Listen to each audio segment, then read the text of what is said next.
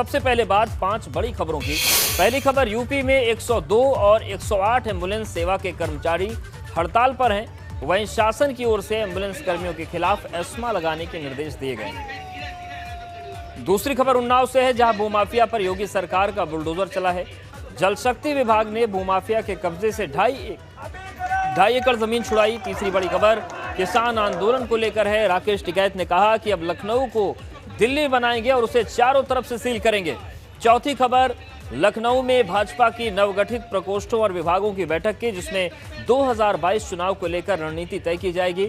और पांचवी खबर, प्रयागराज में बसपा के प्रबुद्ध वर्ग सम्मेलन की, जहां पर मंच पर वैदिक मंत्रों का पाठ किया गया। तो ये 5 अहम खबरें, इसके अलावा भी कुछ महत्वपूर्ण खबरें हैं, विस्तार से आपको जानकारी देंगे।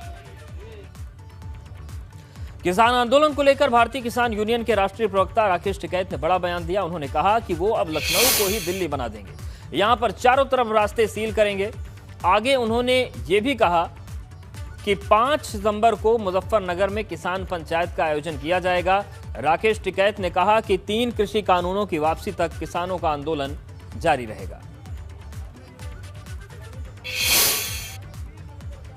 उत्तर प्रदेश में आप तो यही की बात करते हैं। प्रदेश सरकार कहती है कि एमएसपी पर खरीद हो रही है, फसल की तब तक खरीद नहीं रोकेंगे जब तक पूरी फसल खरीद। कहाँ बेचे बताओ? विधानसभा पे मंगवा दूं कल? आपको तो मंगवा देते हैं विधानसभा पे। कहाँ खरीद हो रही है? 60% खरीद जो हुई वो व्यापारी की खरीद हुई, किसी किसान की खरीद नहीं हुई। दिल्ली की तरह लखनऊ की सीमाओं को सील करने। अरे सीलगी दिल्ली को, लखनऊ को दिल्ली बनाओगे, बढ़िया बनाएंगे इसको भी। यहाँ भी ट्रैक्टर ट्रॉली होगी? अरे होगी, ट्रैक्टर ट्रॉली क्यों नहीं होगी? पर आपने सुना राकेश टिकैत ने साफ कहा कि लखनऊ को भी दिल्ली बनाएंगे और वैसा ही आंदोलन यहाँ पर भी किया जाएगा। कैमरा सहयोगी राजू के साथ शैलेश अरोरा, एबीपी गंगा, लखनऊ। उत्तर प्रदेश में ब्राह्मण वोट बैंक को अपने पक्ष में करने के लिए लगता है कि सभी दल जी जान से जुट गए हैं। बसपा और सपा के बाद अब भाजपा ने भी ब्राह्मण कार्ड खेला है। भाजपा एमएलसी उमेश द्विवेदी ने मुख्यमंत्री को पत्र लिखा है, जिसमें प्रतापगढ़ मेडिकल कॉलेज का नाम ब्राह्मण के नाम पर करने की मांग की गई है। इसमें करपात्री जी महाराज या फिर मुनीश्वर उपाध्याय के नाम पर मेडिकल कॉलेज का नाम रखने की मांग की गई, जबकि इस मेडिकल कॉलेज का नाम डॉक्टर सोनेलाल पटेल तय कर दिया गया है। प्रयागराज में आज बसपा का प्रबुद्ध वर्ग सम्मेलन शुरू हुआ। इस दौरान वैदिक मंत्रों का पाठ कर और फूलों की माला पहनाकर पार्टी महासचिव सतीश चंद्र मिश्रा का स्वागत किया गया। सम्मेलन में पूर्व मंत्री नकुल दुबे और राज्यसभा सांसद अशोक सिद्धार्थ भी मौजूद रहे। सतीश चंद्र देर शाम गंगा आरती भी करेंगे। इससे पहले उन्होंने कहा कि भाजपा सरकार में ब्राह्मणों को प्रताड़ित किया जा रहा है। आपको बता दें कि शहर से करीब 40 किलोमीटर दूर सैदाबाद में सम्मेलन का आयोजन हुआ। बसपा के प्रबुद्ध वर्ग सम्मेलन का चौथा दिन है। 23 जुलाई को अयोध्या से सम्मेलन की शुरुआत हुई थी। तो बीएसपी का प्रबुद्ध वर्ग सम्मेलन आज प्रयागराज में हुआ, प्रयागराज के सैदाबाद में। और यहां पर बीएसपी के महासचिव सतीश चंद्र मिश्रा ने कहा कि ब्राह्मणों को प्रताड़ित किया जा रहा है।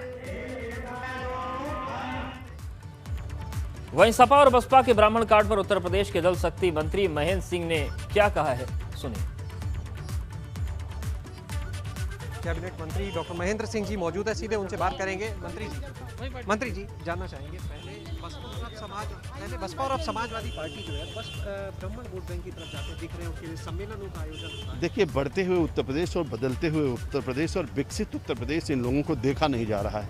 और निश्चित रूप से जो समाज को बांटने का काम ये लोग करते हैं। मोदी जी कहते हैं एक भारत श्रेष्ठ भारत, सबका साथ, सबका विकास, सबका विश्वास। उस आधार पर माननीय प्रधानमंत्री नरेंद्र भाई मोदी और उनके संकल्पों को पूरा करते हुए योगी आदित्यनाथ जी उत्तर प्रदेश में काम कर रहे हैं और संपूर्ण समाज भारतीय जनता पार्टी के साथ है।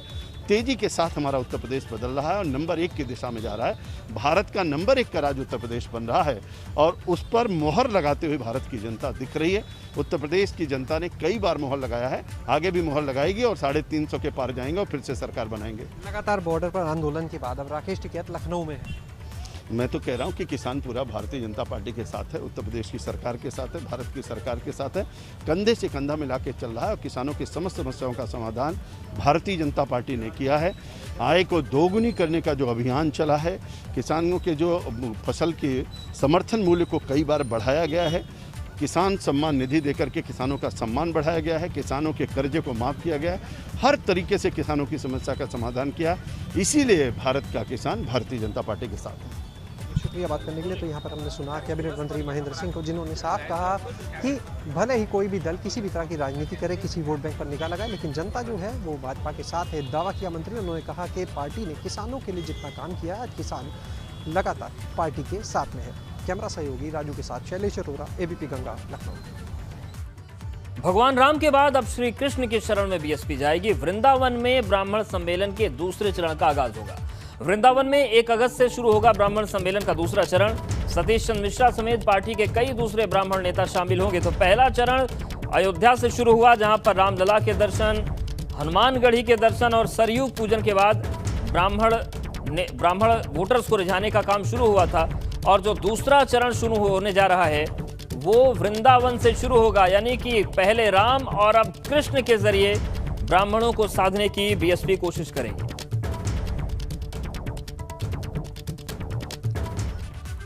उत्तर प्रदेश में एम्बुलेंस कर्मचारी हड़ताल पर हैं। कई मांगों को लेकर 102 और 108 एम्बुलेंस सेवा से जुड़े कर्मचारियों ने चक्का जाम कर दिया। इसके बाद शासन ने भी एक्शन लिया है और हड़ताल वापस नहीं लेने पर एस्मा के तहत कार्रवाई के निर्देश दिए।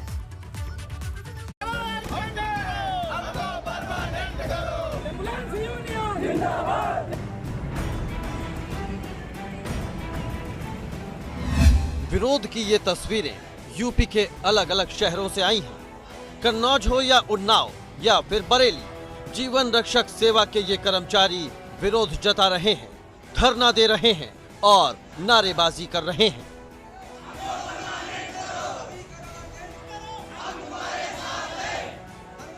कोरोना काल में ये तस्वीरें परेशान करने वाली हैं, क्योंकि शहर शहर एम्बुलेंस सेवा से जुड़े कर्मचारी हड़ताल पर हैं, जिससे स्वास्थ्य सेवाओं पर असर पड़ रहा है। अब ये 3 तस्वीरें और देख लीजिए। प्रयागराज और आजमगढ़ में भी एम्बुलेंस कर्मचारियों ने हल्ला बोला, तो वहीं कानपुर में भी एम्बुलेंस कर्मचारियों ने चक्का जाम कर दिया। ठेका प्रथा बंद हो, हमारे एम्बुलेंस कर्मचारियों की नौकरी सुरक्षित हो, 108, 102 एलएस कर्मचारियों को एनआरएचएम के अंतर्गत सम्मिलित किया जाए, समान कार्य समान वेतन लागू हो और कोरोना काल में शहीद एम्बुलेंस कर्मचारियों को 50 लाख बीमा तत्काल प्रभाव से मुहैया कराया जाए। जब तक कि हमारी मांगे पूरी नहीं होंगी तब तक के लिए हम अनिश्चितकालीन हड़ताल पर अड़े रहेंगे। हमारे जो भी कर्मचारी हैं 108, 102 एलएस के, इन लोगों की नौकरी जो है सुरक्षित होनी चाहिए हम लोगों की, और एनआरएचएम में हम लोगों को समायोजित करें। उसके बाद में सरकार है 5 साल उसको ठेका देती है, 5 साल उसको ठेका देती है। ठेका प्रथा से हम लोग मुक्त होना चाहते हैं। एम्बुलेंस कर्मचारियों के इस विरोध की वजह क्या है वो भी जान लीजिए। दरअसल एम्बुलेंस की एएलएस सेवा नई कंपनी चिकित्सा को सौंपी गई है। कंपनी नए सिरे से एम्बुलेंस कर्मचारियों की भर्ती कर रही है।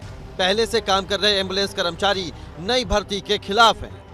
यही वजह है कि कई दौर की बातचीत के बाद भी नतीजा नहीं निकला। ऐसे में एएलएस एम्बुलेंस कर्मचारियों के समर्थन में 102 और 108 सेवा के कर्मचारी भी हड़ताल पर चले गए। इसके अलावा हड़ताली कर्मचारियों की मांगे भी आपको बता देते हैं। एम्बुलेंस कर्मचारियों की मांग है कि एम्बुलेंस कर्मचारियों को पहले से मिल रहा मानदेय दिया जाए, साथ ही ठेका प्रथा खत्म हो और कर्मचारियों से किसी तरह का भी बॉन्ड ना भराया जाए। इसके अलावा कोरोना काल में जान गंवाने वाले एम्बुलेंस कर्मचारियों के परिजनों को 50 लाख रुपए मुआवजा दिया जाए। 102 और 108 सेवा के कर्मचारियों की हड़ताल पर शासन ने भी एक्शन लिया है। यही वजह है कि शासन सचिव अपर्णा यू ने डीजी हेल्थ और डीजी परिवार कल्याण को जरूरी दिशा निर्देश दिए हैं।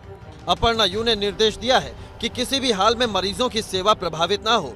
साथ ही 108 और 102 सेवा को एस्मा के अंतर्गत मानते हुए हड़ताल करने वालों के खिलाफ कार्रवाई की जाए। हालांकि नई कंपनी प्रबंधन का भी कहना है कि योग्य कर्मचारियों को ही आगे के लिए समायोजित किया जाएगा। विरोध का भी एक वक्त होता है। ऐसे में जब प्रदेश को जीवन रक्षक सेवा की जरूरत है, तब एम्बुलेंस कर्मचारियों की ये हड़ताल समझ से परे है। Bureau report, ABP Ganga. वह इस मामले पर उत्तर प्रदेश के स्वास्थ्य मंत्री जय प्रताप सिंह ने क्या कहा, सुनिए। 2 चीज़ें हैं। एक, आपने लिपिक वर्ग का स्थानांतरण से संबंधित विषय उठाया है। ये विषय ऐसा है कि पिछले 20-25 सालों से या शायद और भी अधिक ऐसे लिपिक वर्ग की संख्या है जो अपने जनपद में एक कॉकस बनाए हुए हैं, जो वहाँ से हटे नहीं है, जिनकी गतिविधियाँ बहुत अच्छी नहीं है। और ये एक निर्णय लिया गया कि 10 वर्ष के ऊपर के जितने भी इस तरह के लिपिक वर्ग हैं उनका स्थानांतरण उन जनपदों से बाहर किया जाएगा। इसी पर हम लोग ने लगभग 1500 के संख्या में हम लोग ने इन सबको स्थानांतरण किया गया था, जिसके विरोध में वो बैठे हैं। उनके संगठन के लोग हमारे अपर मुख्य अधिकारी और अन्य अधिकारियों से मिल के अपने कुछ शर्तें रखे थे। उन शर्तों को स्वीकार करते हुए लगभग उस सूची में, स्थानांतरण सूची में लगभग 300 का संशोधन भी हुआ उन्हीं के मुताबिक। उसके बाद इन लोग ने फिर इस तरह से कुछ बात कही कि जिसमें वो निरस्तीकरण के लिए उन्होंने अपनी बात रखी, जो हम मानने के लिए तैयार नहीं। तो हमने उनको एस्मा का नोटिस दे दिया। आगे अगर इस बात पर नहीं सहमत होंगे तो बाकी कार्रवाई हम अपने स्तर से करेंगे। उन्नाव में भूमाफिया पर योगी सरकार का बुलडोजर चला। यहां पर जल शक्ति विभाग ने अतिक्रमण हटाओ अभियान के तहत भूमाफिया के कब्जे से 2.5 एकड़ जमीन छुड़ाई। यहां पर नहर की जमीन पर किए गए अवैध निर्माण को हटाया गया। जल शक्ति विभाग की कार्रवाई सुबह 7 बजे से चल रही। देखिए किस तरीके से नहर की जमीन पर 2.5 एकड़ का कब्जा था, उसे आज हटाया गया। तो 2 तस्वीरें आपको दिखा रहे हैं। देखिए एक भव्य दरवाजा बना दिया गया था, उसे 3 बुलडोजर की मदद से गिराया गया, क्योंकि एक बुलडोजर से गिराया नहीं जा सकता। तो वहीं देखिए दूसरी तरफ जो बड़ी बड़ी इमारतें बनी थी उनको भी तोड़ा गया। और बड़ी खबर ग्रेटर नोएडा से है। बदमाश सुंदर भाटी के सहयोगी सिंहराज भाटी पर कार्रवाई हुई है। गोल्फ गार्डनिया सोसाइटी में 2 फ्लैट सील किए गए। आपको बता दें कि 1 करोड़ 90 लाख रुपए की ये कीमत बताई जा रही है दोनों फ्लैट की। और सिंहराज भाटी के भतीजों पर गैंग में सक्रिय रहने का आरोप है, जिसके चलते पुलिस ने कार्रवाई की है और 2 फ्लैट को सील किया गया है। धारा 54 गैंगस्टर एक्ट के अंतर्गत कुछ किया जाता है। कुख्यात माफिया सिंहराज के भतीजे नवीन भाटी और प्रवीण भाटी के 2 फ्लैट जो गोल्फ गार्डनिया सोसाइटी में है, उनको आज 14(1) गैंगस्टर अधिनियम के तहत कुर्क किया गया है। इसकी कीमत 1 करोड़ 90 लाख है। पूर्व में भी इन अभियुक्तों का 1 फ्लैट कुर्क किया गया था, जिसकी कीमत लगभग 2 करोड़ थी। ये सुंदर भाटी गैंग के सक्रिय सदस्य हैं। माफियाओं के विरुद्ध कार्रवाई इसी प्रकार आगे भी की जाती रहेगी। आर्थिक रूप से उनको कमजोर करके माफियाओं को नेस्तनाबूद किया जाए।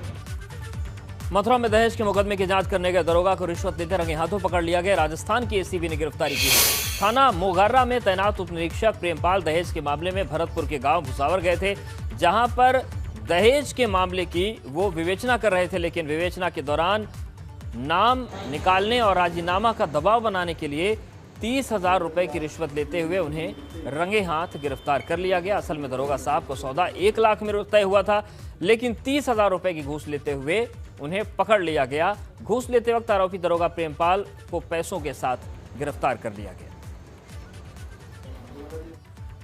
बागपत में एक गांव में मासूम बच्ची का शव निर्माणाधीन मकान में पड़ा मिला। बच्ची के माथे पर चोट का निशान है।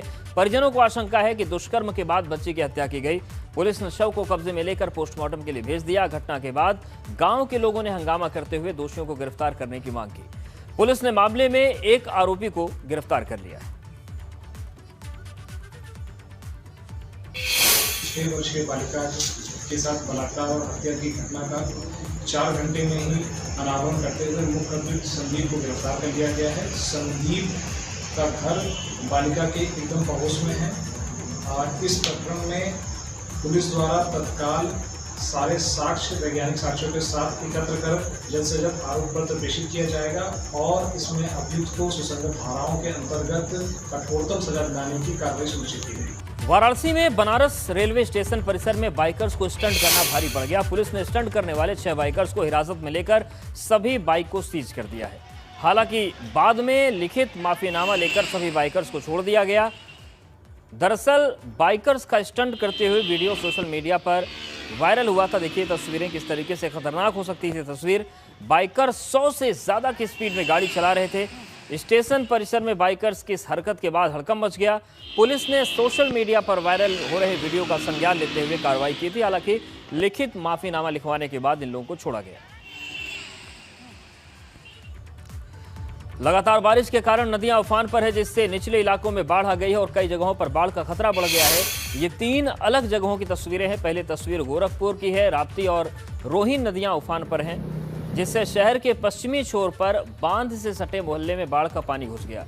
लोग, महिलाएं भी नाव की सवारी करने को मजबूर हैं। दूसरी तस्वीर गोंडा की है, जहां पर सरयू नदी खतरे के निशान से ऊपर बह रही है, जिसमें कुछ गांव में बाढ़ जैसे हालात बन गए हैं। तीसरी तस्वीर बिजनौर की है, जहां पर नदी का जलस्तर बढ़ा हुआ है, जिससे लोग जान जोखिम में डालकर नदी पार करने को मजबूर हैं।